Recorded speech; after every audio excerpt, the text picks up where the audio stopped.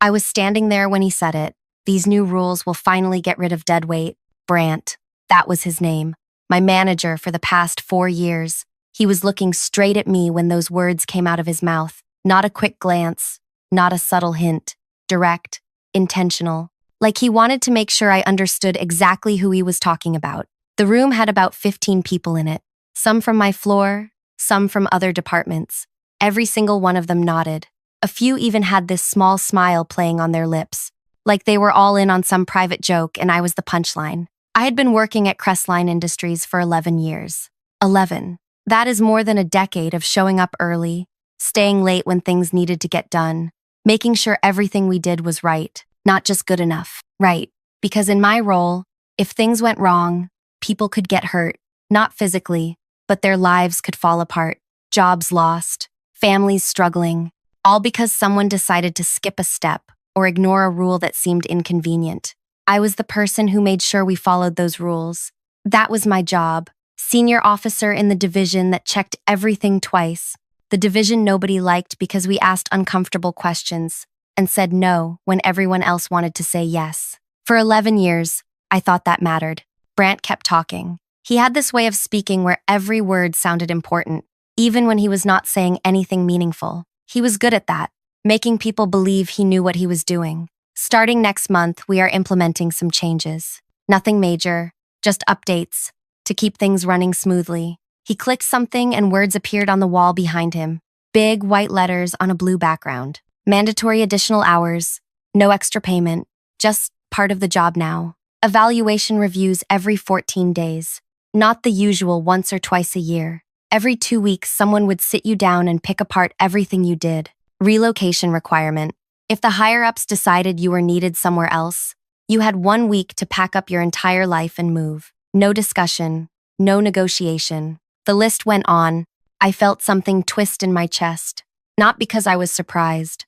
I had seen this coming. But seeing it laid out like that, hearing Brant announce it with that satisfied tone, watching everyone else nod along like it all made perfect sense, all that hurt more than I expected. 3 months earlier, things had started changing.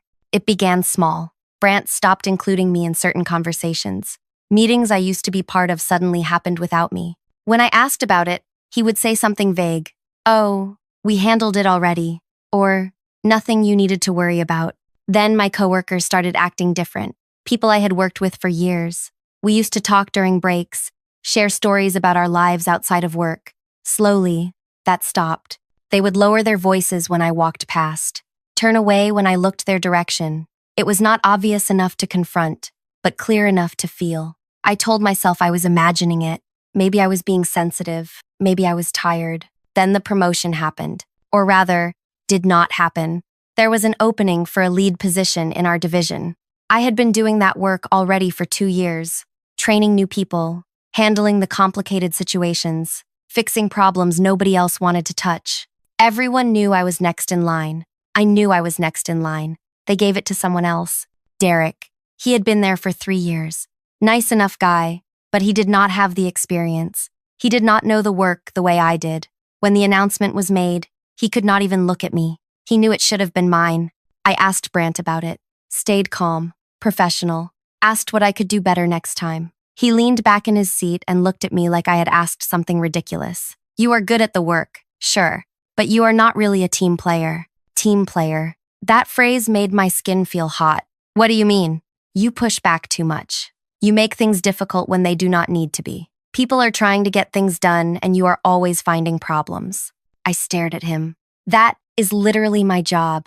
I am supposed to find problems before they become bigger problems. He shrugged. There is a way to do it without slowing everything down. What he really meant was, stop saying no. Stop pointing out when things were being done wrong. Stop making us uncomfortable. Because that was what had started all of this. About 5 months before that conversation, Brant and a few others had come to me with a proposal. They wanted to change how we processed certain approvals, cut some steps, speed things up. I read through what they wanted to do, and I knew immediately it would not work. Not legally. If anyone checked later, if anything went wrong, it would come back on all of us. Brant was annoyed, but he tried to push. Nobody is going to check. This is just to make things more efficient. Until someone does check, Then what? You worry too much. That is my job. He did not like that. None of them did. But they could not force me to approve it. So they went around me, found ways to do what they wanted, without needing my signature. And when I noticed and brought it up, I became the problem. Not the people breaking rules. Me, for noticing. That was when I stopped being part of the team. My name is Freya, by the way. I should have said that earlier. I am not good at talking about myself. Never have been. I always thought the work should speak for itself. Show up, do the job right, go home. That should be enough. It was not enough. So here I was, standing in this room, listening to Brandt announce rules that were clearly designed to push me out. Rules that would make my life so miserable I would quit on my own, or give them a reason to fire me. I looked around the room. Some people were staring at the words on the wall. Others were looking at their hands. A few were looking at me. Nobody said anything. Nobody asked if this was fair. Nobody questioned why these changes were suddenly necessary. Brandt finished his little speech. Any questions? Silence. He smiled. Great. We will start implementation on the 1st of next month. Let's make this transition smooth. People started gathering their things. The meeting was ending. I stayed where I was. I wanted to scream. I wanted to ask how they could all just sit there and let this happen. I wanted to walk out and never come back. But I did not do any of that, because 3 months ago, something else had happened. Something Brandt did not know about. Something almost nobody knew about. The owners of Crestline Industries had been looking for people to serve on a special committee, national level. The group that reviewed and approved every major policy for the entire organization. Hiring, firing, transfers, pay structures, all of it. They wanted someone who actually understood how things worked, not just someone who knew how to play politics. They wanted someone who would read through proposals and catch problems before they became disasters. They asked me. It was meant to be quiet. No big announcement. They did not want people trying to use me to push their own agendas. So I said yes, signed the paperwork, and kept doing my regular job. Only a handful of people at the top knew. Brandt was not one of them. 2 months ago, his little group put together their proposal. The new rules, the changes that would let them get rid of me. They submitted it through the proper channels, thinking it would just get rubber stamped by whoever was in charge of that kind of thing. It came to me. I read every word. I saw exactly what they were trying to do, and I spent 3 days rewriting it. I kept the same structure, same titles, same official language, but I changed who it applied to. Every single rule now had one specific exception built into the wording. Does not apply to officers currently serving on the National Policy Committee.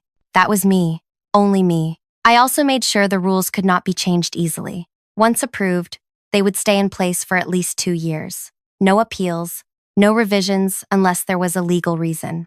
Then I signed it, approved it, sent it back. They never read the final version. They just saw that their proposal had been accepted and celebrated. Now here we were. Brandt had just announced the rules that he thought would destroy me, and everyone in this room thought I was finished. I stood up. The room got quiet again. People turned to look at me. Brandt, I said. My voice sounded steadier than I felt. Can I ask you something? He looked annoyed. Probably thought I was going to argue, complain, make a scene. What? Did anyone actually read who approved this? He blinked. What? You... I walked toward the front of the room, slowly. I wanted everyone to see this. The approval signature. Did you look at it? He glanced at the projection on the wall, then back at me. It went through the proper process. That is all that matters. Show the signature page. That is not. Show it. Before we go any further, I just want to say thank you for listening. I know you have a lot of choices for what to spend your time on, and I appreciate you being here with me right now. If you are listening while working, while traveling, while doing anything at all, thank you. Let me know where you are listening from. I would love to know. Now, back to what happened in that room. Brandt looked uncomfortable, but someone else in the room clicked through to the last page, the signature page. There it was, my name, clear as anything. That is my signature, I said. I approved this because it came through the National Policy Committee, which I serve on. The room was so quiet I could hear someone breathing too loudly. And if anyone had actually read the final version, you would have seen the exception clause. Let me read it for you. I read it out loud, every word, slowly, making sure everyone understood. The rules applied to everyone, except officers on the National Policy Committee. Brant's face went from confused to pale in about 5 seconds. These rules take effect in 2 weeks, I continued, and according to the approval process, they cannot be changed for at least 2 years, unless there is a legal violation. I made sure of that. Someone dropped something, a pen maybe. It clattered on the floor, but nobody moved to pick it up. I looked at Brant, really looked at him. You wanted to get rid of dead weight. So did I. Then I walked out. The next 2 weeks were strange. People avoided me even more than before, but it was different now. Before, they avoided me because they thought I was weak, finished. Now they avoided me because they were scared. Brant did not speak to me at all. He would see me in the hallway and turn around, go a different direction. Once I saw him waiting for an elevator, and when the doors opened and he saw me inside, he just walked away, said he forgot something, took the stairs instead. Derek, the one who got my promotion, came to my workspace 3 days after the meeting. He stood there for a while before saying anything. I did not know, he finally said. I looked up from what I was working on. Did not know what? About the committee, about what they were trying to do. I believed him. Derek was not smart enough to be part of Brant's planning. He just benefited from it. Okay, I said. I am sorry. For what? Taking the promotion? You did not turn it down. Nobody would. He shifted his weight. Uncomfortable. Are you going to, with the new rules, am I going to come after you? I finished for him. No, you did not create this mess. You just accepted what was offered. He nodded, relieved. Then he left. But the others, the ones who had been part of Brant's little group, they were panicking. There were 5 of them total. Brant, obviously. Then Simone, who worked in operations. Keith, from finance. Lori, who handled client relations. And Todd, another manager from a different floor. They had all been in on it. All of them had pushed for the new rules, thinking it would clear me out and make their lives easier. No more someone asking difficult questions. No more someone slowing down their shortcuts. Now those same rules were about to apply to them. The mandatory additional hours hit first. Simone was the first one to crack. She had 2 kids, young ones. Her whole life was built around leaving at exactly 5 every day to pick them up from the place that watched them after school. The new rules meant she had to stay at least 3 extra hours, 4 days a week. She tried to find a workaround, asked if she could come in earlier instead. Work from home, anything. The rules said no. Additional hours had to be on-site, end of day. No exceptions, except for me. I watched her get more and more exhausted. She started showing up looking like she had not slept. Her work got sloppy. She forgot things, missed deadlines. After 2 weeks, she quit.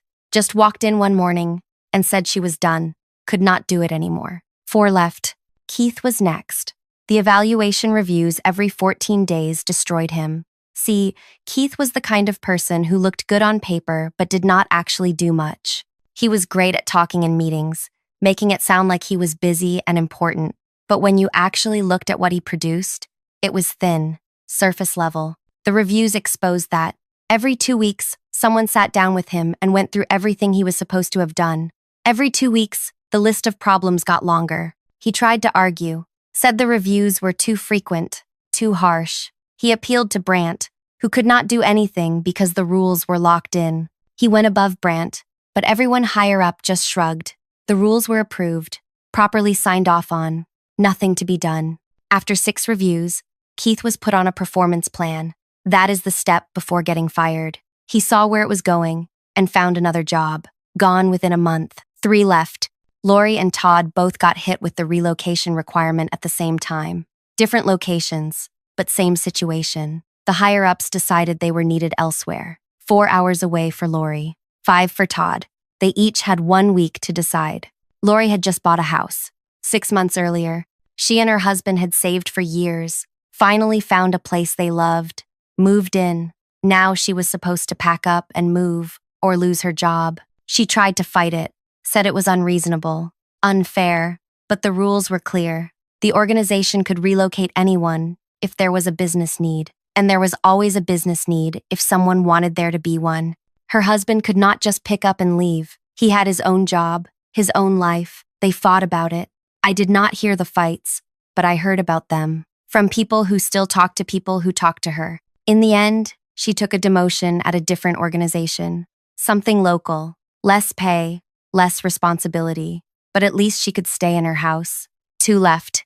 Todd actually took the relocation, moved to the other city, left his whole life behind. He lasted 3 months before he could not take it anymore. Being away from his family, living somewhere he did not know anyone, doing the same work but now completely isolated. He came back and took a lower position somewhere else.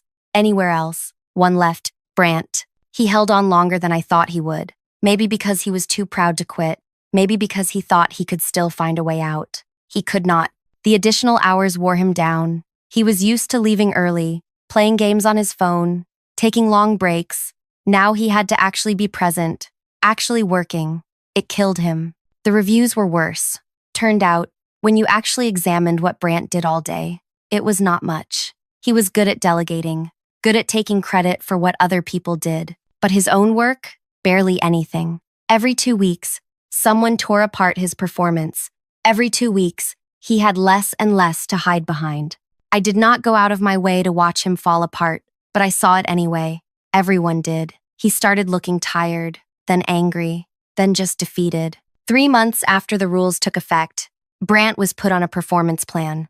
Just like Keith had been, he knew what that meant. He quit a week later, took a job somewhere else. I heard it was a step down, less authority, less pay, but at least he was out. I did not feel victorious. I did not celebrate. I just kept doing my work. People started treating me differently again, not with pity or contempt this time, with caution, respect, maybe, or fear. Hard to tell the difference sometimes. New people came in to replace the ones who left. They did not know the whole story, just pieces, rumors. Someone told them I was the person who approved policies. Someone else told them not to cross me. They kept their distance. Derek, the one with my old promotion, started asking me questions again. Work stuff, things he did not know how to handle. I helped him, not because I liked him, but because the work mattered more than my feelings. 6 months after everything fell apart, the owners called me in for a meeting. I thought maybe I was in trouble. Maybe I had pushed too hard, used my position in a way they did not approve of. I was wrong.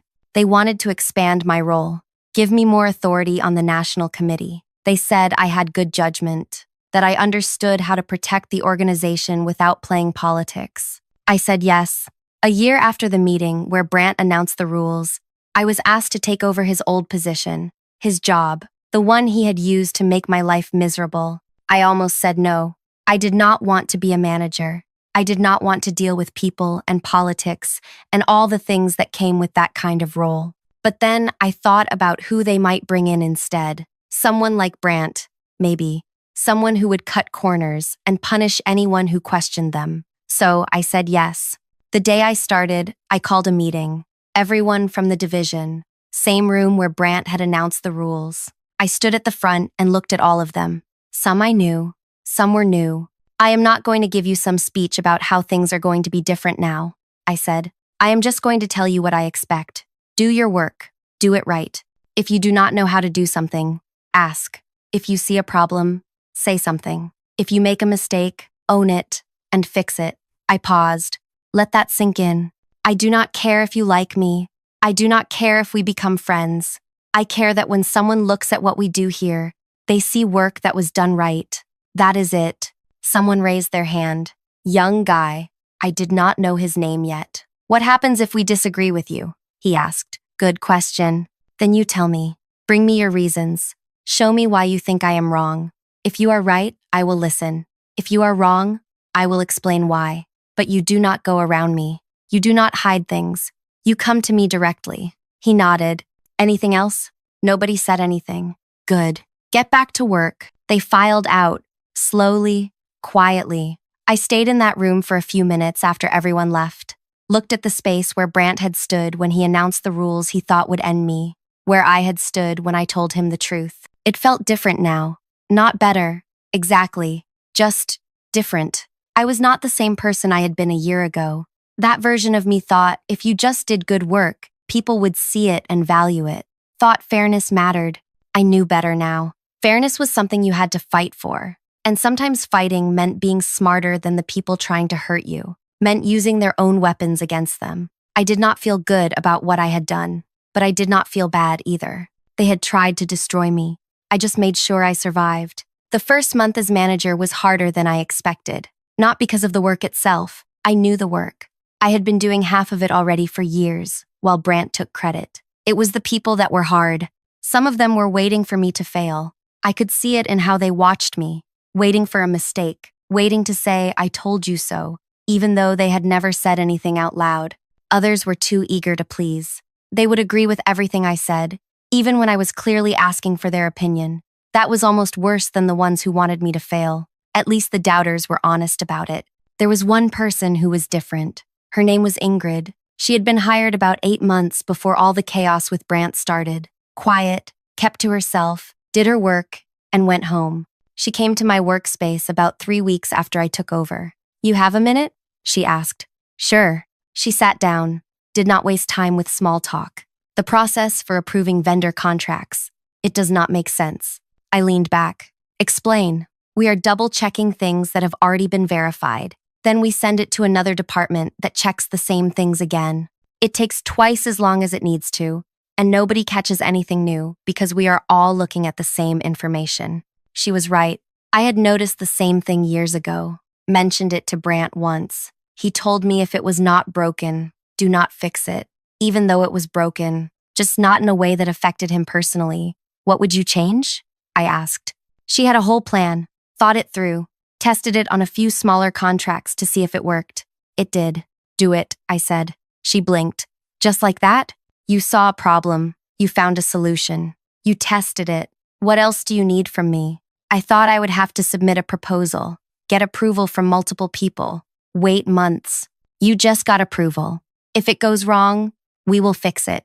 If it works, we will roll it out to everything else." She left looking confused. But 3 weeks later, her new process was cutting approval time in half. No mistakes, no problems, just faster and cleaner. Word got around. Other people started coming to me with ideas. Small things at first. Changes to how we organized information. Better ways to communicate between departments. I said yes to the ones that made sense. No to the ones that did not. Either way, I explained why. Slowly, things started to shift. People stopped waiting for permission to think. They started bringing solutions instead of just complaints. Work got done faster, better, but not everyone was happy about it. There was a manager on a different floor, Graham. He had been there longer than me, longer than almost anyone. He did not like that I had been promoted, did not like that people were listening to me. He started pushing back on things, small things, questioning decisions I made, telling people in his department to ignore new processes I put in place. I let it go for a while, figured he would get tired of fighting over nothing. He did not. It came to a head during a meeting with several department heads. We were discussing how to handle a situation with a client who was upset about delays. I explained what had caused the delay and what we were doing to fix it. Graham interrupted. "Maybe if certain people focused more on their actual job instead of trying to change everything, we would not have these problems." The room went quiet. I looked at him. "You think the delay was caused by process changes?" "I think people are distracted. The delay was caused by a vendor missing a deadline. That has nothing to do with internal processes. Still, maybe if you spent less time playing around with how we do things and more time making sure the basics get done." Playing around, like improving how we worked, was some kind of hobby. I could have argued, could have pointed out all the ways the changes had actually made things better, could have embarrassed him in front of everyone. Instead, I said, "You might be right." He looked surprised. "Tell you what," I continued. "For the next month, your department does not have to follow any of the new processes. Keep doing everything exactly how you were doing it before. We will compare results at the end and see which way works better." He was not expecting that. He thought I would fight him, get defensive. "Fine," he said. "Good." The meeting moved on. 4 weeks later, the numbers were clear. My departments had processed 30% more work with fewer errors. Graham's department was exactly where they had always been. Same speed, same mistake rate. Nothing better, nothing worse. I did not make a big announcement about it, just sent the data to the people who needed to see it, let them draw their own conclusions. Graham never challenged me again, did not apologize either, just stopped pushing back. That was fine with me. I did not need an apology. I just needed him to stop getting in the way. Months passed, then a year, then two. The rules that I had rewritten, the ones that pushed out Brant and his group, eventually expired. I could have extended them, could have made them permanent. I removed them instead. Not because I felt sorry for anyone, but because I did not need them anymore. The people who were left were either good at their jobs or smart enough not to come after me. Besides, I did not want to lead through fear. I had seen what that looked like with Brant. People doing the minimum, hiding mistakes, playing politics instead of working. I wanted people who actually cared about doing things right, and you do not get that by threatening them. Around the 3-year mark, something unexpected happened. The owners called me in again. Same meeting room as before, but this time there were more people. I recognized some of them from the National Committee, others I had never seen. They offered me a position at the top level, one step below the owners themselves, overseeing multiple regions, responsible for thousands of people, instead of just my division. I asked for time to think about it. That night, I sat in my apartment and really considered it. This was everything I was supposed to want. More authority, more pay, more respect. But I thought about what it would actually mean. More meetings, more politics, more time spent managing people who were managing people, instead of actually doing the work. I thought about why I started this job in the first place. 11 years ago, I wanted to make sure things were done right, that rules existed for a reason, and people followed them. Not because I liked rules, but because when they were ignored, real people got hurt. If I took this new position, I would be further away from that. I would become the kind of person who approved things without really knowing what they were, who trusted other people to handle the details. I would become the kind of person I had spent years fighting against. The next day, I told them no. They were surprised, asked if I was sure, told me the opportunity might not come around again. I was sure. Instead, I asked for something different. I wanted to stay in my current role but have the authority to audit any department, any region, anytime I thought something was wrong. I wanted the ability to stop processes that were cutting corners, to hold people accountable when they tried to hide problems. They agreed. So that is what I did. For the next 2 years, I became the person everyone was a little afraid of. Not because I was cruel, but because if you were doing something wrong, I would find out, and there would be consequences. I caught managers falsifying reports, departments ignoring safety requirements, people taking credit for work they did not do. Every time, I documented everything, gave people a chance to explain, and when they could not, I made sure the right people knew about it. Some people hated me for it, called me harsh, unreasonable, said I was on a power trip. Maybe they were right. Maybe I had become too hard, too unforgiving. But I also saved jobs, caught problems before they became disasters, made sure people who actually did good work got recognized instead of pushed aside. 5 years after Brant announced those rules in that meeting, I was still there, still doing the work. Most of the people from that day were gone. Some quit, some retired, some moved on to other things. New people came in. They did not know the whole story, just pieces. They knew I had been there a long time, that I had worked my way up, that people respected me, even if they did not always like me. One of the new hires asked me once, during a training session, how I had lasted so long. I thought about it, really thought about what to say. I did not try to be likable, I finally told her. I tried to be right, and when people tried to push me out, I made sure I was too valuable to lose. She nodded, like that made sense. But later, alone, I thought about that answer, wondered if it was really true. The truth was messier. I lasted because I got lucky, because I happened to be on that committee, because Brant was stupid enough not to read what he was approving. If any of those things had been different, I would have been the one pushed out. I would have quit or been fired, and nobody would have cared. That is the part that still bothers me sometimes. How close it came, how easily it could have gone the other way. But it did not. I survived, and I made sure the people who tried to destroy me paid for it. Was that revenge? Maybe. I never thought of it that way at the time. I thought of it as justice, as protecting myself. Now, looking back, I am not sure there is a difference. I am still at Crestline Industries, still in the same building, though my workspace is different now, bigger, with a window. Sometimes I walk past the meeting room where it all happened, where Brant stood and announced those rules, where I stood up and changed everything. It looks the same. Same projection on the wall. Same chairs arranged in rows. But it feels different. Like a place where something important happened. Even though most people who use it now have no idea, I am not the same person I was that day. I am harder, more careful, less willing to trust that doing good work is enough. But I am still here, still making sure things are done right, still asking the questions nobody wants to hear. And nobody, not once in the 5 years since that meeting, has tried to push me out again. They know better now. Before I finish, I want to say thank you for sticking with me through this whole story. I know it was long. I know it was not always easy to hear. But if you made it this far, that means something. If this story meant something to you, if it made you think or feel or remember something from your own life, I would love to hear about it. Leave a comment. Tell me what you thought.